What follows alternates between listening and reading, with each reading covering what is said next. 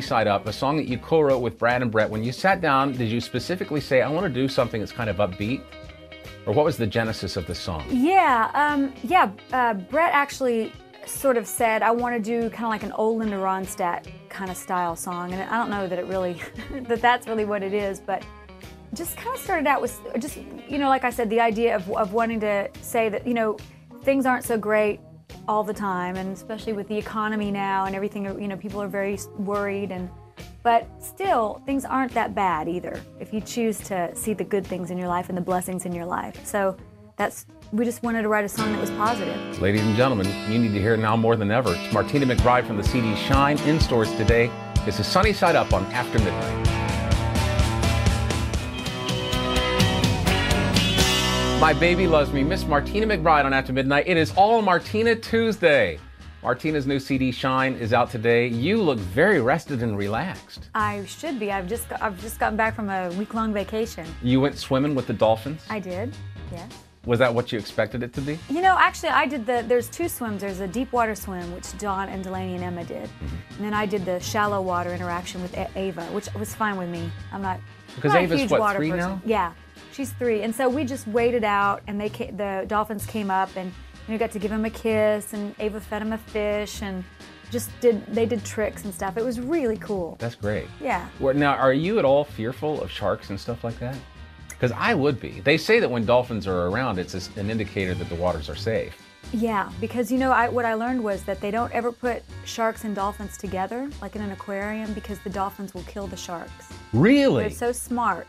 And that they surround the sharks, and they just keep ramming them until they're pretty safe from sharks. Isn't that funny? I would have put my money on the shark. I know, but I guess they're just so intelligent. I think for me, being a Texas kid, never really having grown up around the ocean or anything like that, dolphins look too much like sharks. Because I remember back in the day when Jaws came out. You're too young, but I remember when Jaws came out, I was on swim team. And we would work out in this Olympic-sized swimming pool at the college there. And I was terrified. I just knew that there was a shark. In the pool. In that pool. My times improved. I got a lot better. Oh, yeah.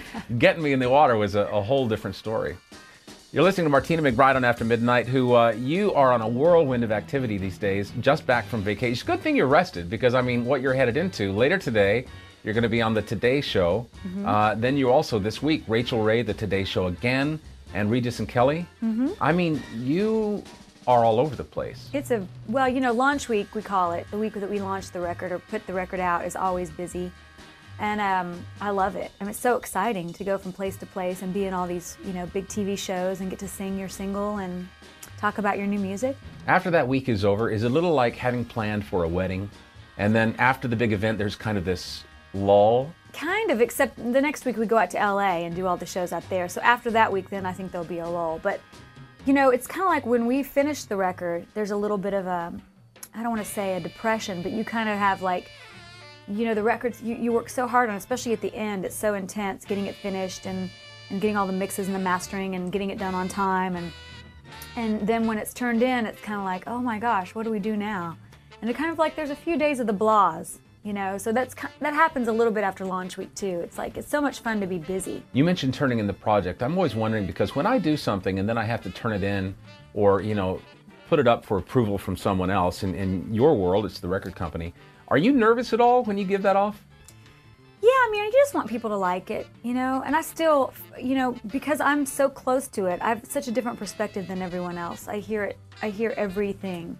And so every note and every little breath, and so for a long time, all I hear is what's wrong with it, I hear oh my gosh, I wish I would have done. Except this album, I don't have that same experience. I feel that I really finished this record I had as much time as I needed to finish the record, and I'm really happy with it. And when you're in the middle of that mixing process, do you press it to CD and then drive around in your car as a fan would and listen to it? Oh, absolutely. And experience it the same way that a listener would? Absolutely. We listen to it in the car. I know my car stereo really well, so I listen to it in my car.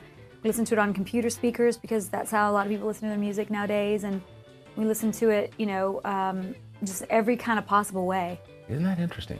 And the funny thing is, we work so hard to get these mixes perfect, and then, I took it to some place and played it for somebody the other day, and their stereo was just terrible. Sure. Like, oh my gosh, why do I work that hard? Because, you know, a lot of people, there's very few people that have a stereo system like that one that's in the studio. Right. So it's, Right. you know, it's, you just have to get it to where you're happy with it. Yeah, well, ladies and gentlemen, when you buy Shine in stores today from Martina, you will not be disappointed, even if you have just a little Craco car speakers. You'll be happy. More Martina coming up. This is After Midnight. After Midnight.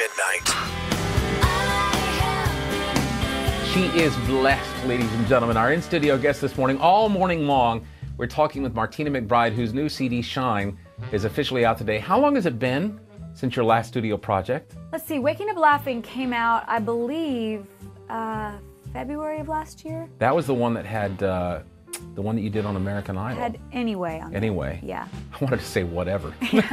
Whatever. No, whatever.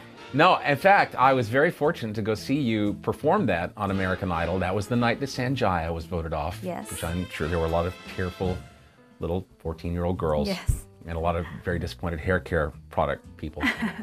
But it was very powerful watching you sing that song anyway, and then looking over to these hopefuls to your left. You know, that is so empowering, that message of do what you do, be who you are, and you know, just be the best you that you can be. That's right. I guess that's kind of the message. To me, that's what I walk away from. Yeah, that is the message. The message is, you know, and also just, you know, don't be afraid to take risks. Whether it's who you love, you know, making yourself vulnerable to loving someone, knowing that they could walk away, or believing in a dream, knowing that it might not ever come true, or, you know, just making yourself present, you know, present in the moment and living for what you believe in. I heard somebody say something the other day that falling in love was basically handing someone the sharpest dagger to your heart and trusting them with it. That's right, yeah. I never thought of it that way.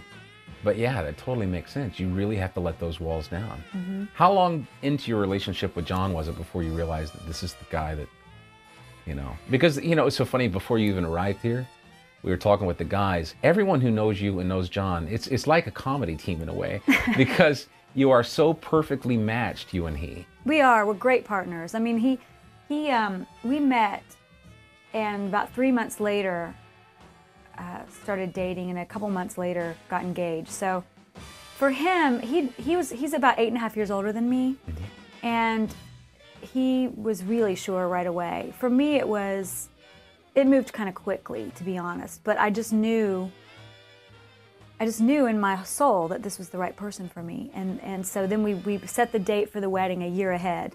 So we kind of had a year to get to know each other while we were planning our wedding, and now we've been married almost 22 years. Isn't that amazing? And your first introduction, you rented some studio space from him back in Kansas. He pretty instantly knew. I mean, when you walked in, I mean, come on. He was like, man.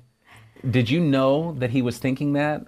Yeah, because he told me almost immediately. Seriously? Yeah, he was very well, you know John. He doesn't do it. He's not a very laid back guy. You know, he's not necessarily one to let his feelings not show. So, not reserved. Not at all. So he let me know right away that he was interested, and that, you know, I can remember driving around in his car and him saying that he wanted to get married, and I was like, what?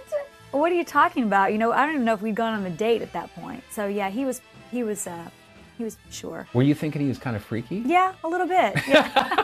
I still do. And you still do, absolutely. That's all right, though. Ladies and gentlemen, we're listening to Martina McBride on After Midnight with us all morning long. We're debuting new cuts from the CD Shine, which is in stores today. Miss Martina McBride on After Midnight. After Midnight. That's nothing to die for.